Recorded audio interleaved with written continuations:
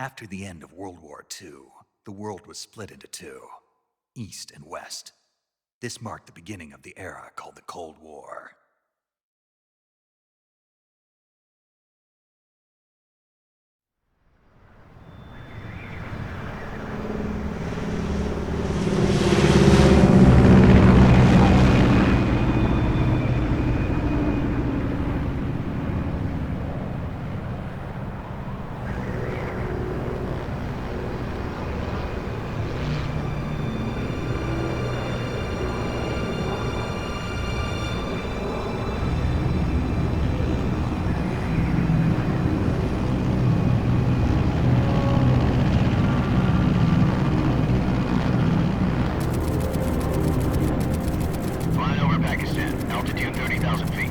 Approaching Soviet airspace.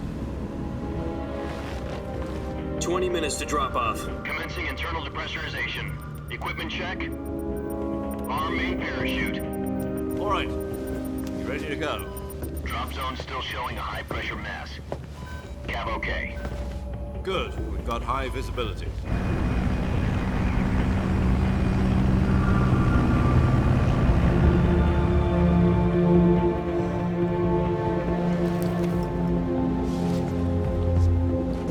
Put out that cigar. Connecting oxygen hose to interior connector. Put on your mask.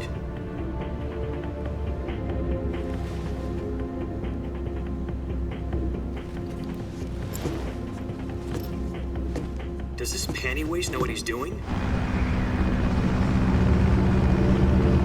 Approaching release point. 10 minutes to drop off. Hey, are you deaf? He said put out the cigar and put on your mask.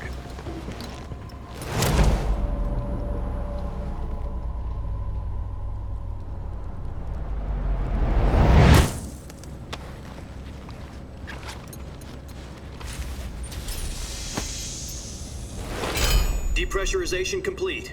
Checking oxygen supply. 6 minutes to drop off. Opening rear hatch.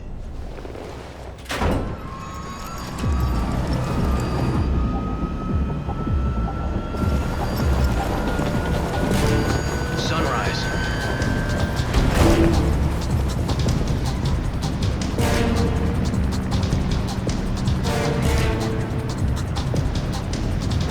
External temperature minus 46 degrees Celsius. 2 minutes to drop off. Stand up. You'll be falling at 130 miles per hour. Try not to get frostbite from the wind chill. 1 minute to drop off. Move to the rear. Activate the air bottle. This is one for the history books. The world's first halo jump. 10 seconds to drop off. Stand by. Status okay. All green. Prepare for drop-off. Countdown. 5, 4, 3, 2, 1. Spread your wings And fly. God be with you.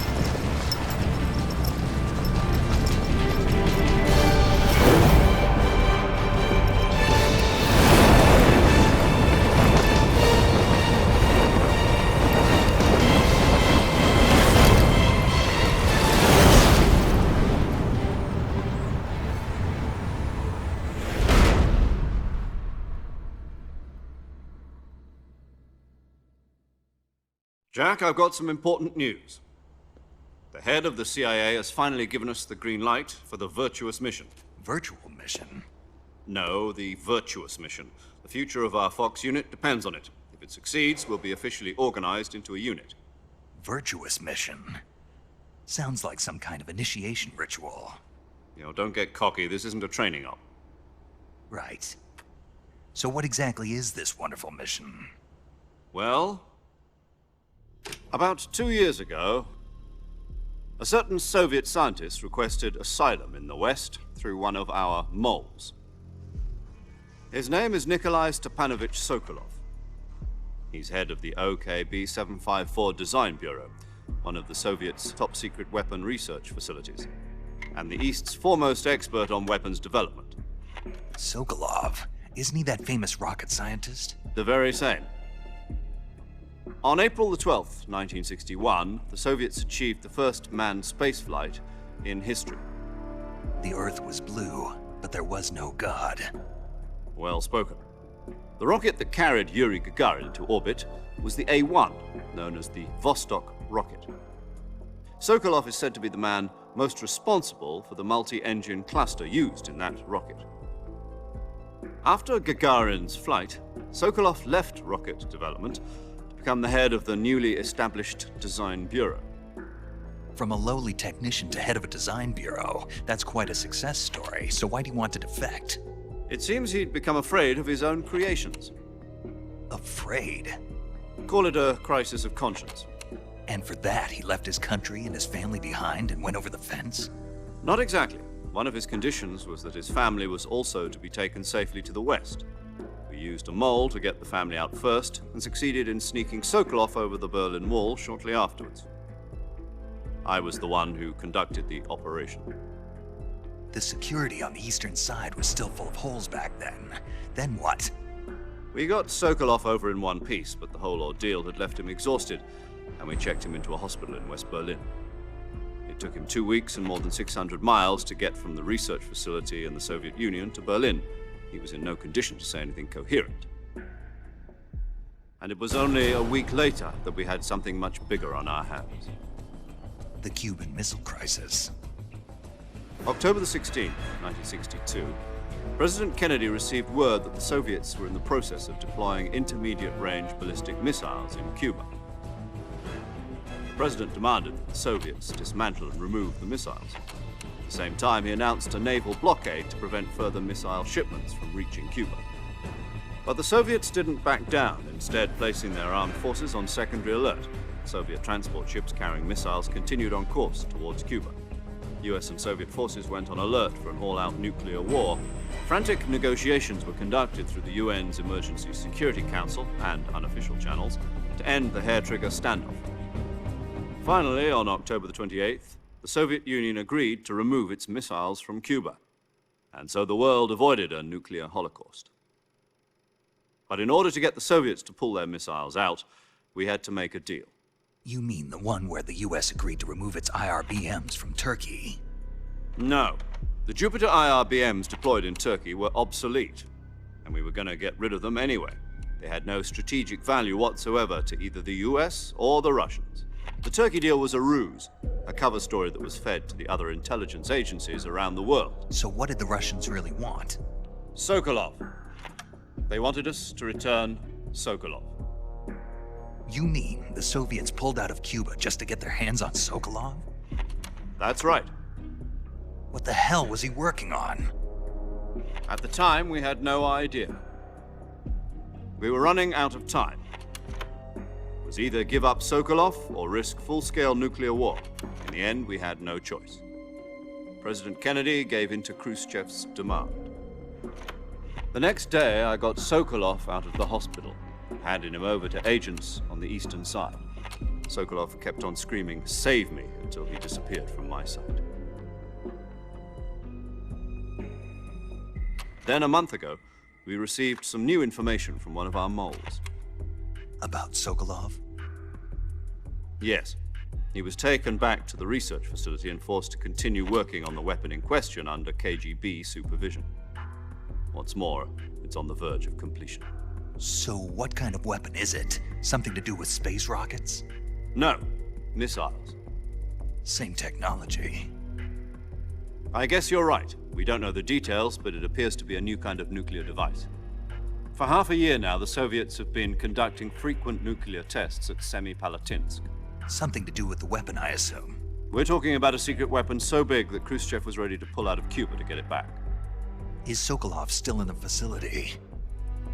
No, according to our intelligence, he's in Selino-Yarsk, a place in the mountains about 3 miles to the west that's known as the Virgin Cliffs. The Virgin Cliffs. Nice name for a virtuous mission. They moved him there just recently. Why?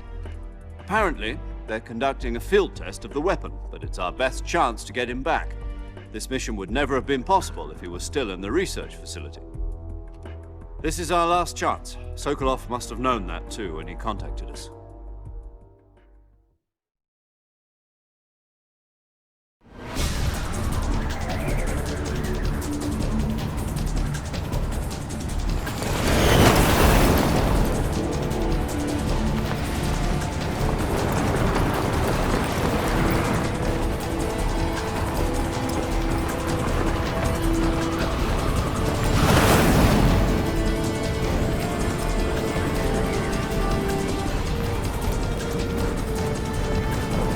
Listen up, Jack.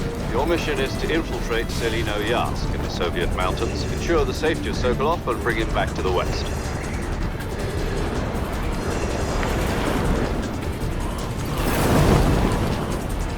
If we don't get Sokolov back before that weapon is complete, we'll be facing a major crisis. The clock is ticking.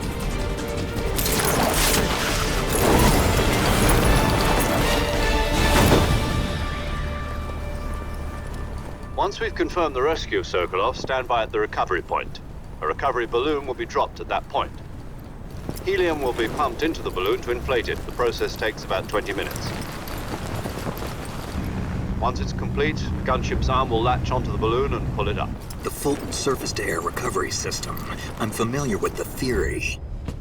Take it easy. It's been combat proven.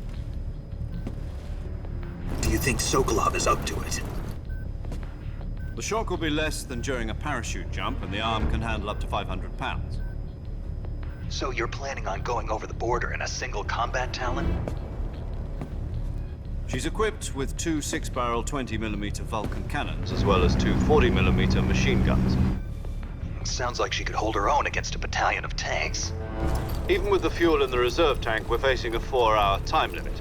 If all goes well, it shouldn't take more than a few hours. Home in time for dinner. But if anything goes wrong, you'll be eating dinner, breakfast, and all the rest of your meals in the jungle.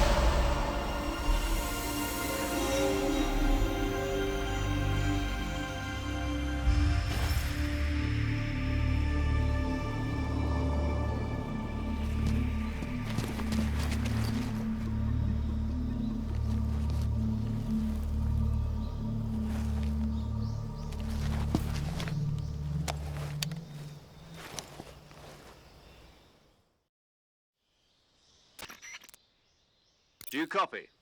You're already in enemy territory, and somebody might be listening in. From here on out, we'll be using code names to refer to each other. Your code name for this mission will be Naked Snake. I'll be referring to you as Snake from now on. You're not to mention your real name. Snake? Oh, you don't like snakes? What do you mean? You've eaten one before, haven't you? In survival training? I'm glad to hear that. I don't know if I'd ever order one in a restaurant, but... Be careful, you might not have a choice. What about you, Major? What should I call you?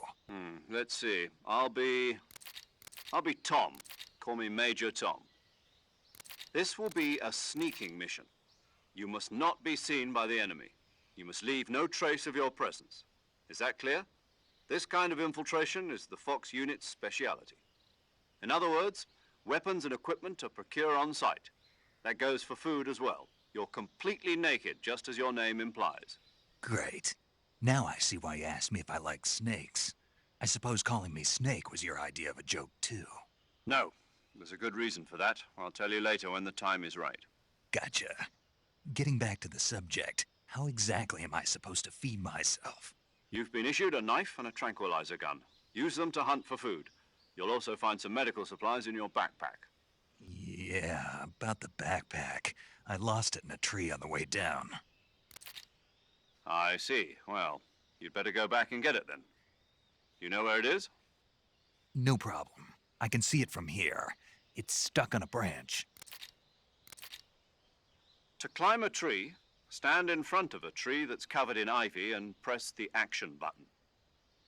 I'll be monitoring your progress over the radio. We can't risk violating Soviet airspace, but I'll be in the gunship. My frequency is 140.85. I'll give you a call if I need to talk to you. If you need to talk to me, use the send function. Okay, Snake, go get your backpack.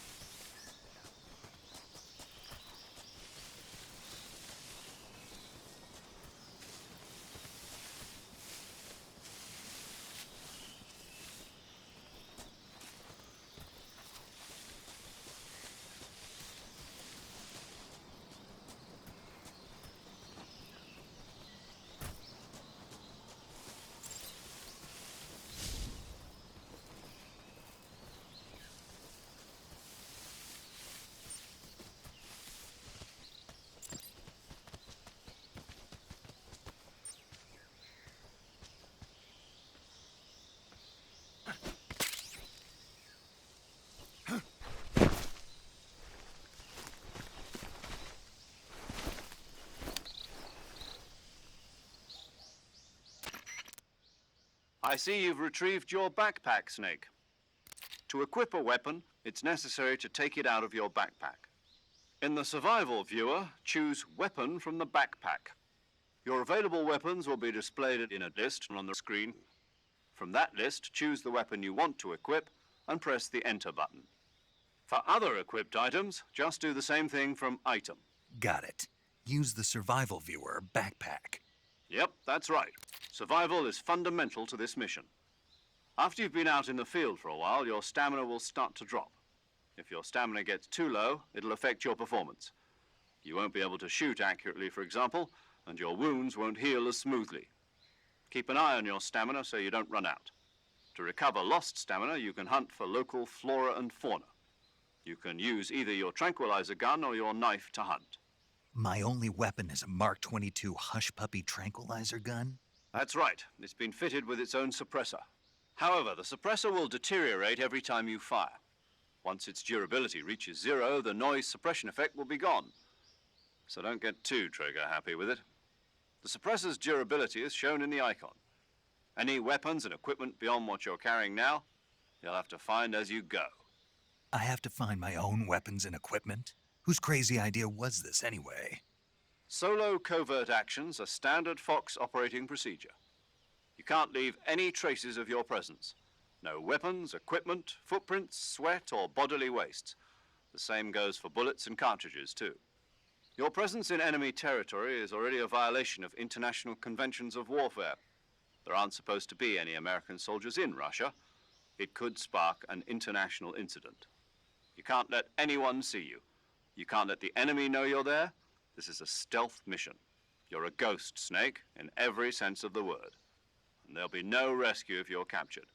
The military and US government will deny any involvement in the affair.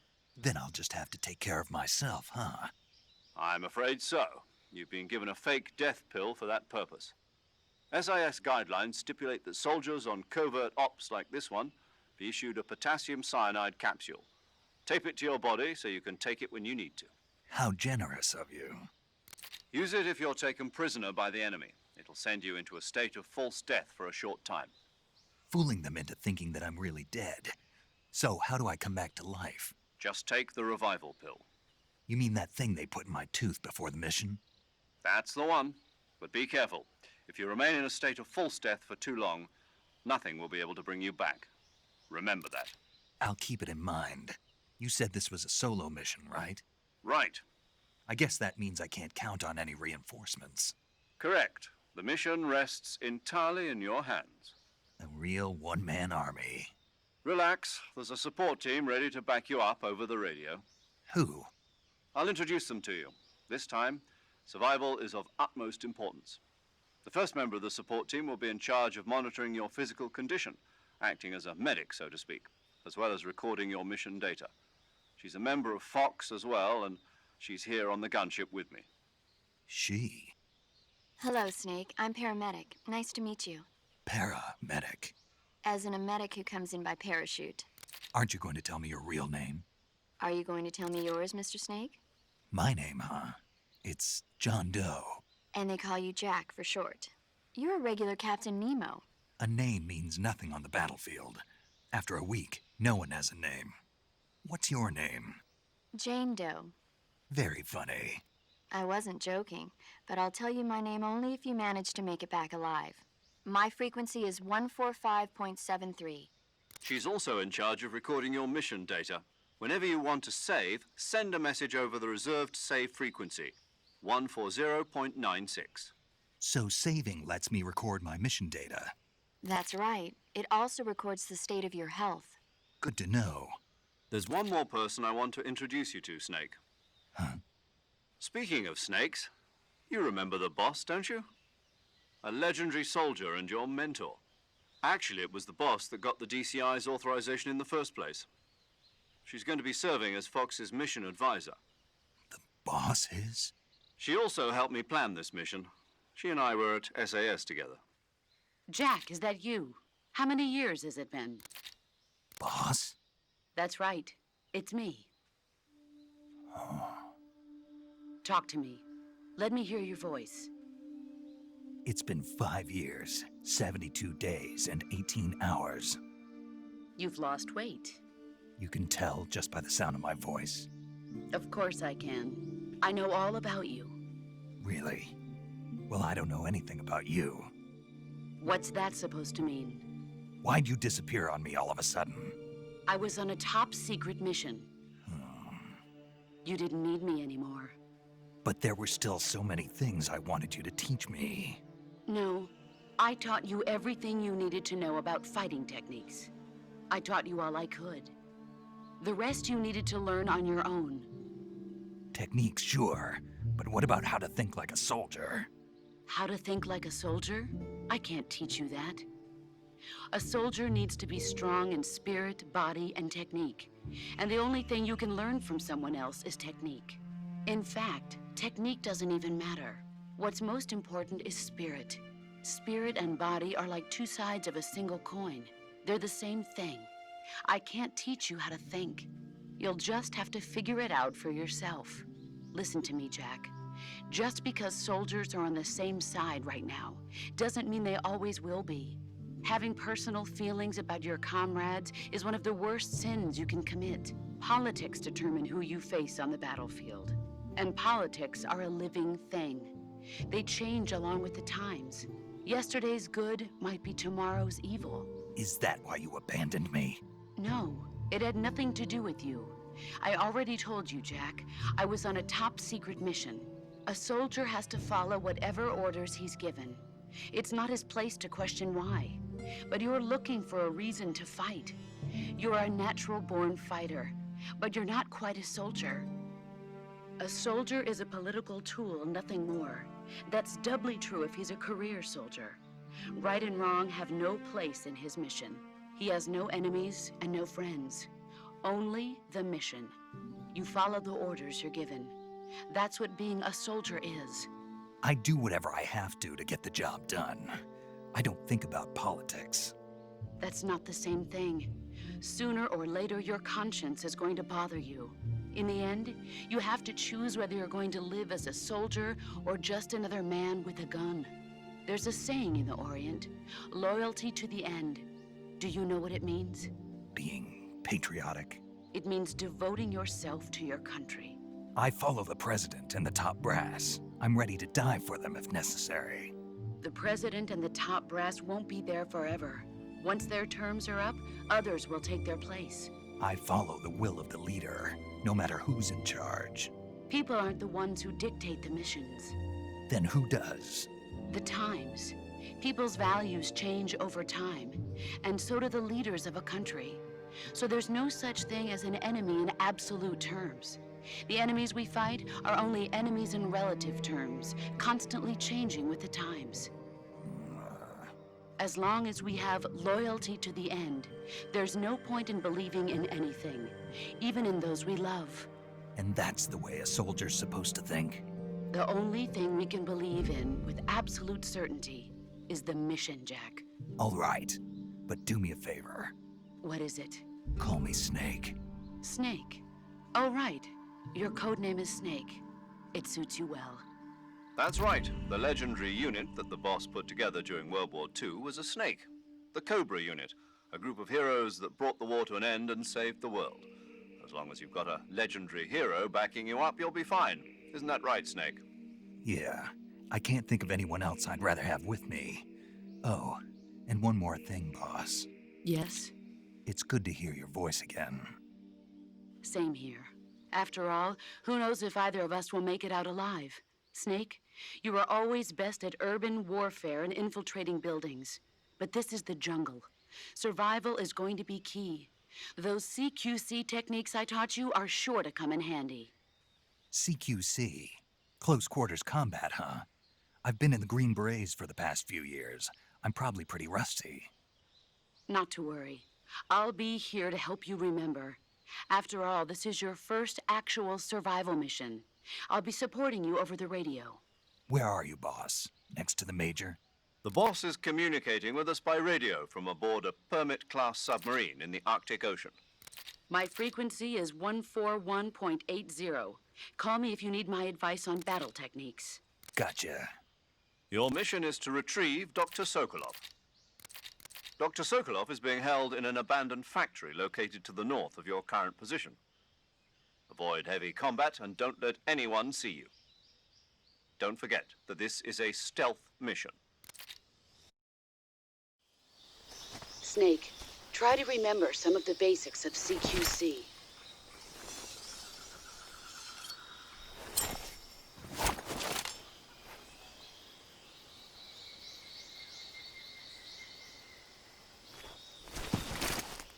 Commencing virtuous mission now.